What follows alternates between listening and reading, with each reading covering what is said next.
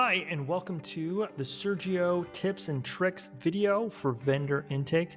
I'm Dallas Cowan, and I'm going to walk you through some insights and just some tricks that we've learned throughout the years of how to handle vendors at the vendor intake stations.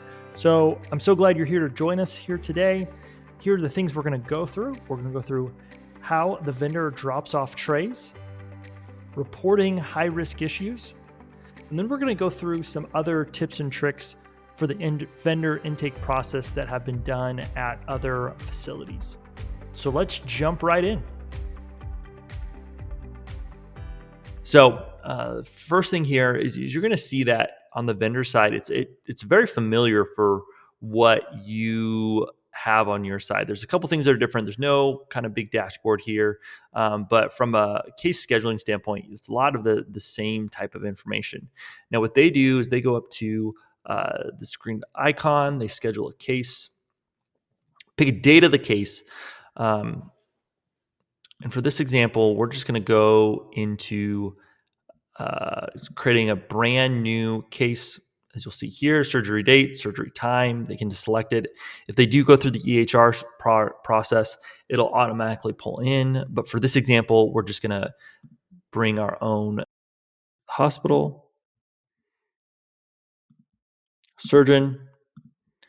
They select the procedure, and they can build all of these things out. They can build out their own procedure, select their manufacturer,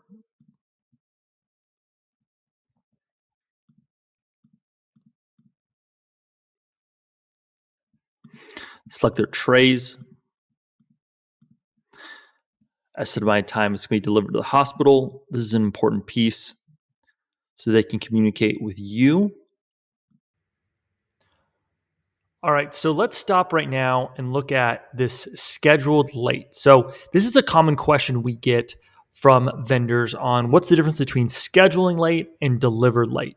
So scheduling late is actually a setting within your hospital settings that says, all right, we want you to schedule this case, which I'm doing, within 7 days of that case. So if you don't do it within those 7 days, you're going to be asked, why is this being scheduled late? The reason why that we ask vendors to, or we encourage vendors to schedule their cases is because the more that they can schedule their cases early, the more you can see what and how many types of trays are going to be coming in, especially loaner trays. So that's why we encourage them to do that. And that's why we give them this option of saying, okay, why is this being scheduled late?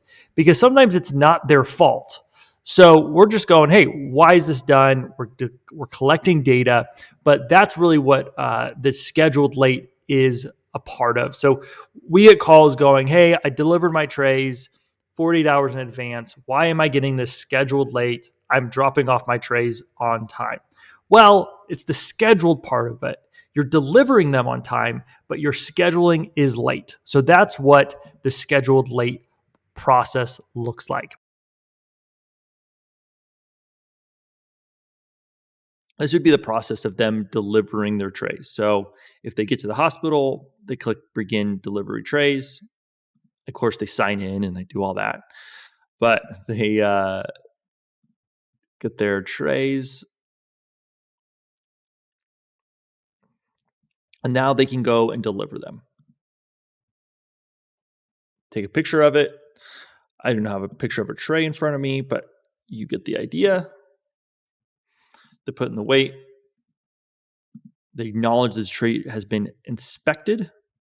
So this is an important piece. So if you find things that are dirty or not right for that tray, know that they have selected this and they have acknowledged it. Hit save tray. And then they can print the label. I'll do the same for this one real quick. So you can see how much faster it is if they are able to just deliver them beforehand. So print all labels. And now they're printed and ready to go. So that's the vendor side of things. Once they get everything all set up, that's how quickly it can be. Again, going through it, if they have a delivery that is within, I think it's mostly around like 7 days. Most of the hospitals have like a 7-day policy. That's where you see that delivered tray side of things.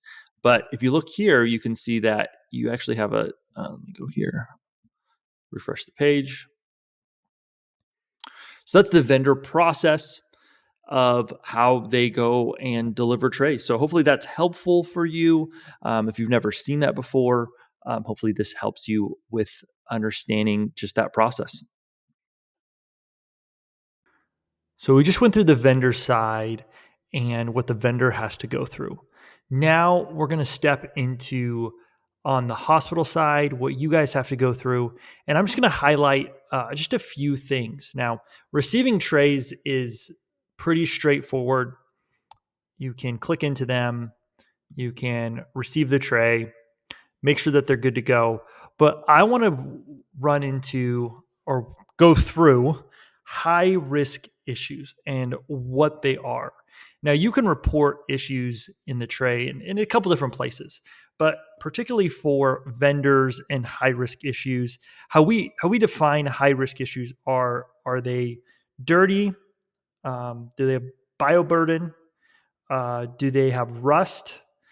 Are they missing items, or do they have some sort of container integrity issue? So that's how we define these high risk issues. Because as we're going through the different issues, someone taking a wrong picture, all right, that's kind of different than if there's rust in the tray. Because as we've pointed out before, the vendor has signed off that said, nope, they're clean, they're good to go, there's nothing missing, they've signed off on it.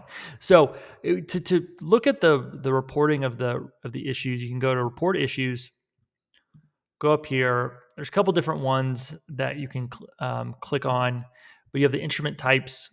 So if you do bioburden or rust or missing a piece of instrument, it is going to flag it as a high risk issue, and it is going to flag it in the vendors, kind of on the vendors page on the report side. And I'll go into reports a little bit later as where you can find that. But I just want to highlight that because I believe that's an important thing as uh, as we've seen with other hospitals where they've really embraced this to be able to say, okay, when it comes to patient safety, here are the things that impact the patient the most. So let's report on this. Let's make sure that we are reporting these things to know that we can try to catch them upstream and just make the patient's life better. So just wanted to highlight those again: high risk issues, bioburden, rust, broken instruments, missing items, and container integrity. Now that we've gone through high risk issues and what the vendor has to go through, I want to jump into some tips and tricks, things that I think have been helpful for staff in understanding how to use Sergio in the best way. So the first example I'm going to give up is jump into is you've all probably been there before. I've been there before. I've had phone calls from it where a vendor calls and says, "Hey, I just showed up here. I have no idea what to do. I just got here. How do I drop off my trays? How do I do this?" And what we've provided is we've built, and I just want to make sure people know about this, is we have a vendor guide that is a step-by-step guide on registration instructions, account setup, how to schedule their first case, and delivering trays at the hospital. And I do have to say, when I've gotten a phone call from a vendor and I pointed them in this direction and they've been able to see it and do it, they usually don't call me back, meaning they've figured it out and they've been able to deliver their trays. So what we've built at a couple of the facilities. So if you're having issues with a vendor that is or vendors that have come in, new vendors, we've built these QR codes that we can actually put on the computer or at the vendor intake station, where they can scan the QR code and it brings them to this page. So if you want this, if this would be helpful for you, please reach out to us and we can be able to send you these QR codes to be able to put on your vendor station. I cannot emphasize this enough. The facilities that use this have had a very high success rate with using this page. And it's really great on your phone. So as they're doing it, they can pull up their phone and just walk by registration instructions. They can just scroll down and understand everything they need to do with getting set up in Sergio. So this is how we've built it, is to be able to help you. So that's the first thing. Is the vendor guide, and then along with the QR codes. Second thing I want to get into is this vendor. If you go to the vendor page, this is not. It's one of those things that it's here. If you want to know information about the vendors, you can see here. It's a pretty long list, of vendors that you've gotten here. But if you switch on to the show active only, this actually shows vendors that have only been there for the last 6 months, have delivered trays in the last 6 months. So it helps bring it down a little bit. But this is just a good page if you're going, all right, what's that guy's phone number? I need to get a hold of him. What's going on? You've got emails, you got phone numbers, you've got manufacturers they're with. So there's a lot of information if you just click on the show active. That's a big thing.